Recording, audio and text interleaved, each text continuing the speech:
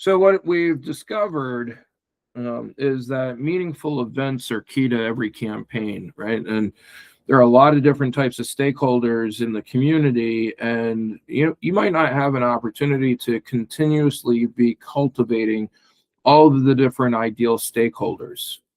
But if you can identify who your ideal stakeholders are and make sure that your events are meaningful for them, that they're easy to engage, that the value is obvious, that the events are enjoyable, that there is consistent follow up and there's evidence of success, well, people are going to go through the process. But you got to make sure that you got really quality speakers that are providing thought leadership, that the people, when they walk into the place, they're having a great time, and that they're meeting impactful people, right?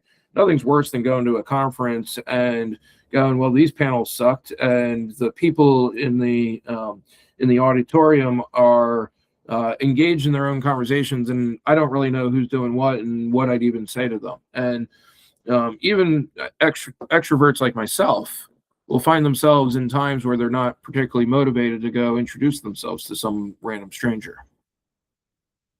One of the things that I learned about early in my career was you can have these high quality educational events and make them extremely profitable.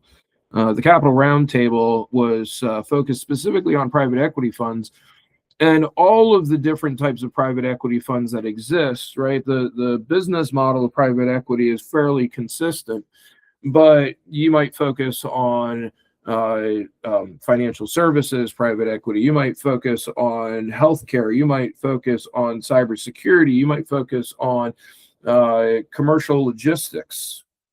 And what Bert Alaminsky, the founder of Capital Roundtable, would do is have 80 to 120 paid attendees. They pay $1,000 if they purchase early. They pay $2,000 at the door, but they were coming to learn from other private equity fund managers.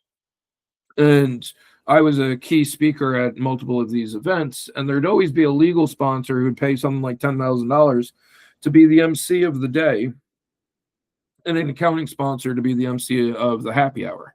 And so each event, he'd generate about $100,000. It would cost him $25,000. He would make about $75,000 or more, and have 25 identical events, just the domains were different. And so he was making, close to $2 million having 25 events a year. And those events, not only did they make him money and profits, but they also built his relationships with the private equity fund managers throughout the country. So if he had an investment opportunity, well, he also knew who to reach out to, and he had already built a relationship with them. So what happens? We bring you into an event, we bring you into a process. Well, we're going to capture a lot of information about you so that we can show you what is your pathway to achieving your best self, what is the pathway to achieve the maximum value for your business. But what we're going to do is invite you to learn about the various lanes of opportunities that we have. We're going to invite you to free events, coffees, seminars, online, tutorials. But we're also going to invite you into paid events that are going to teach you a lot more information on the how and the and provide you access to the toolkits. But just as importantly, you're going to be in the same places as the people who are important to your innovation and important to your career, where they're going to be. And you're going to be hand walked into conversations where you get to meet the right people, and you don't have to go into the conference alone. We're going to make sure that you have the people pre-lined up that you're going to meet with. So one of my big projects, one of Venture Management's big project right now, is supporting Noble Reach Foundation. Noble Reach is a fairly large nonprofit organization that has the role of facilitating discussions between the federal government and the largest tech companies in the country, as well as raising capital from the largest investments or grants from the largest foundations. And so this summer for Noble Reach, I'm organizing a convening of all these organizations together. And when we're doing so, what we're focused on is making sure that every single panel is going to be super valuable to each of the audience members. And when we invite them, the reality is the event is expensive. I'm having a hard time getting to the next page here.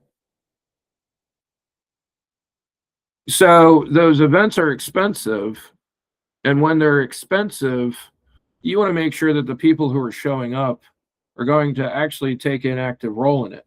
So how do you invite somebody who is the CEO of a Fortune 500 organization to reserve a day of their year to come to this open discussion?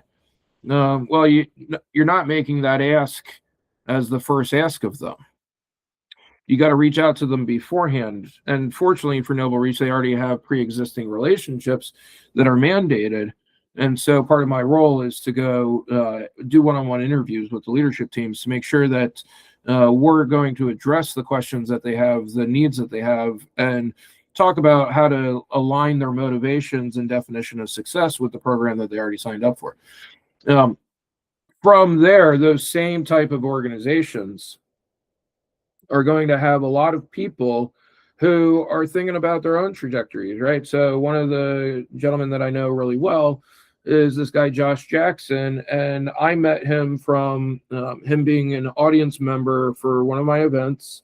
He filled out a survey. I called him afterwards. I interviewed him. And at the time, he was working as head of sales for a startup.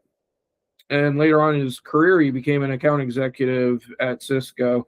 And Cisco promoted him last year to be the global AI sales leader. Well, all of a sudden, Josh Jackson went from being somebody like everybody else in our network to somebody who has real influence within one organization. And I can only imagine that Josh Jackson is thinking about his opportunities to create his own investments, his own investment fund. But in order for him to get in front of all of the investors and all of the strategic partners that he would need, well, he's going to need to get himself on panels, and we provide that. He's going to need to get himself into real situations where other businesses are getting to know him, and not just know him as the global AI sales leader, but also as somebody who's a thought leader on advancing a critical innovation gap. So it becomes really easy to think about, hey, if we're going to have this type of event, how do we put that person on a panel that is going to attract the other people that are going to be really interested? And how do we help demonstrate his business acumen, capital, and influence? And by doing so, Josh Jackson becomes a key team member and resource for us in order to add value to everybody else.